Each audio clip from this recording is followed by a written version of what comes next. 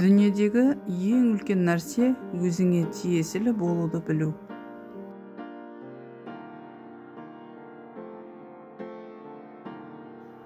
Егер біз бір нәрсені жек көрсек, оны жүрегімізбен қабылдаймыз.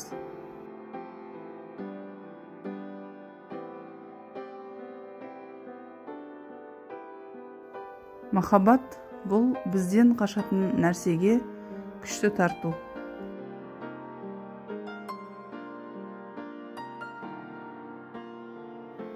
Нағыз дос мен өзімнен гөрі маған қатысты барлық нәрсеге сенетін адам.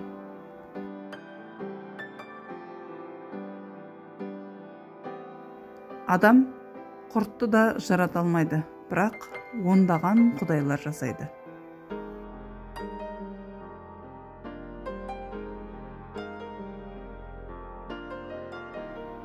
Кейде олар қоғам белгілеген мінез-құлық ережелеріне бағынудан бас тартатынына әйелдер кінәлі емес. Өйткені бұл ережелерді ер адамдар, оның үстіне әйелдердің қатысуынсыз жасаған. Ең күшті достық ең ащы араздықты тудырады.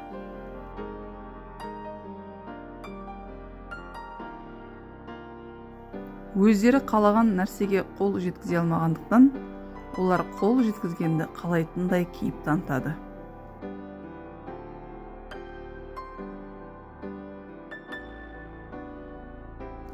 Әйелдің жүрегінің бақытты қасиеті бар. Ол өзінің барлық бұрынғы құмарлықтарын ұмытып, өзін дәл осы сәтте иесіне береді.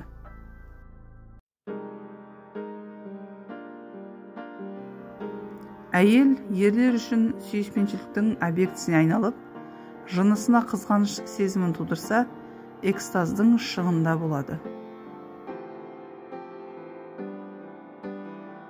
Менсінбей, үнсіздіктен асқан қорлайтын жауап жоқ.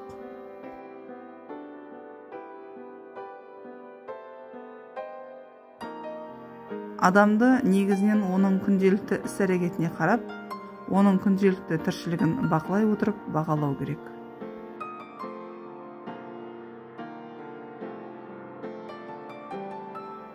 Өтірік құлдар көп, азат адамдар шындықты айтуы керек.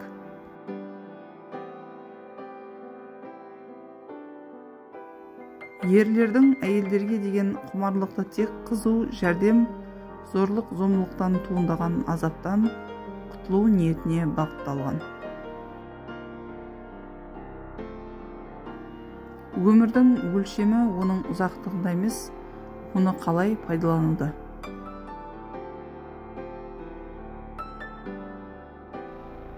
Жеңістің ұлылығы оның қиындығымен өлшенеді.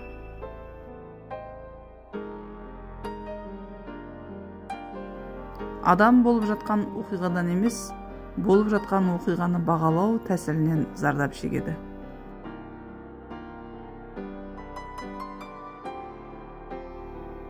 Тек ақымақтар ғана өз сенімінде мызғымас бола алады.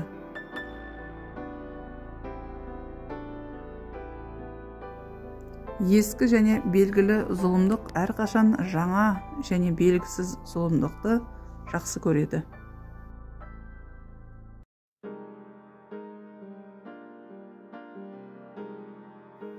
Өз жанкүйерінің сол антына оңай сенбейтін мұндай әйелі жоқ.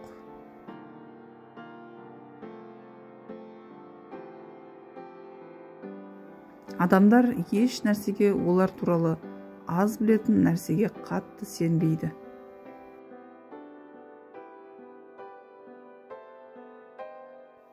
Әділдік әркімге еңбегіне қарай беруден тұрады.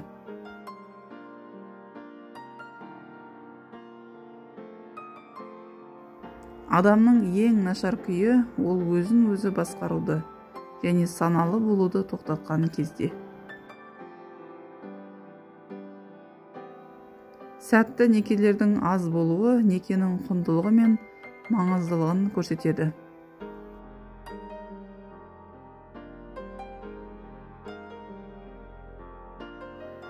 Нағыз қадір қасиет өзен сияқты, ол неғұрлым терең болса, соншалықты шу шығарады.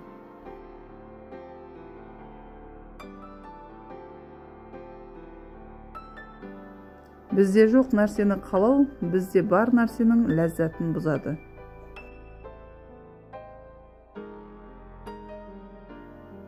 Азаптан қорқатын адам қазірдің өзінде қорқыныштан зардап шегеді.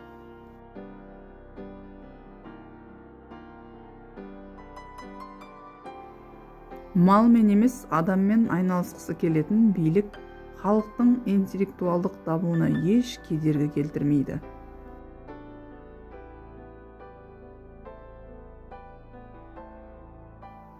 Бір нәрсені есте сақтаудың ең жақсы жолы оны ұмытуға тырысу.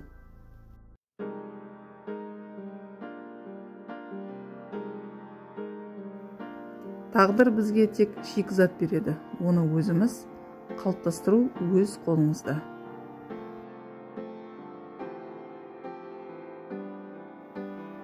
Адамның қадірі жүрегінде, ерік жігерінде. Оның нағыз ар намысының негізі де осында.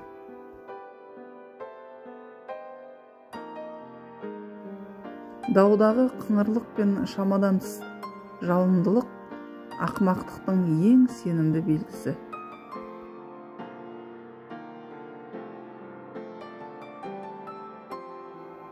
Адамдар еш нәрсеге, олар туралы аз білетін нәрсеге қатты сенбейді. Біз болдырмауға болмайтын нәрсеге төзе білуіміз керек.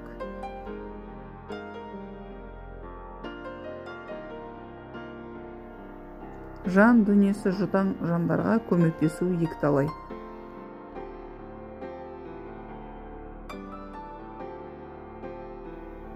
Даналықтың ең жақсы дәлелі үздіксіз жақсы әзіл.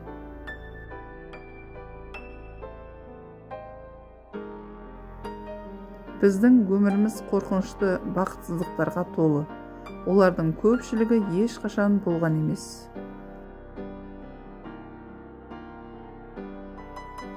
Өз ойыңызды басқалардың санасына қарсы ұштау және жылтырату өте пайдалы.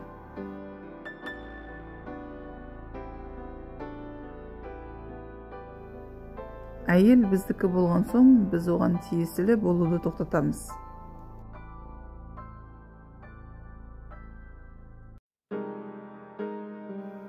Өтірік айтсам, өтірік айтқаннан гөрі өзімді ренжітемін.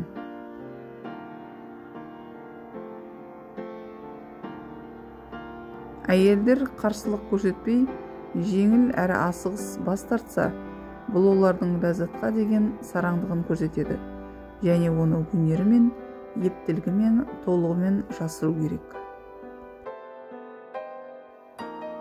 Ер адам үшін әйелдің қарапайымдылығынан басқа қайтарылмайтын арбау жоқ. Әйелдер біздің танысуымызға белгілі бір дәрежеде ғана рұқсат бере алады, және сонымен бірге олардың қадір қасиетін кем дегенде де төмендетпей, бізді мүлдем қорламайтынын сездіреді.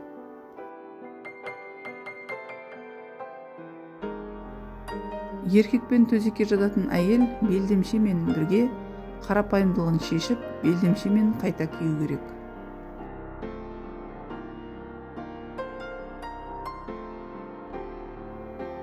Сабырмен жұмыс істеу әдеті азапқа шыдамдылықпен шыдау әдетімен бірдей.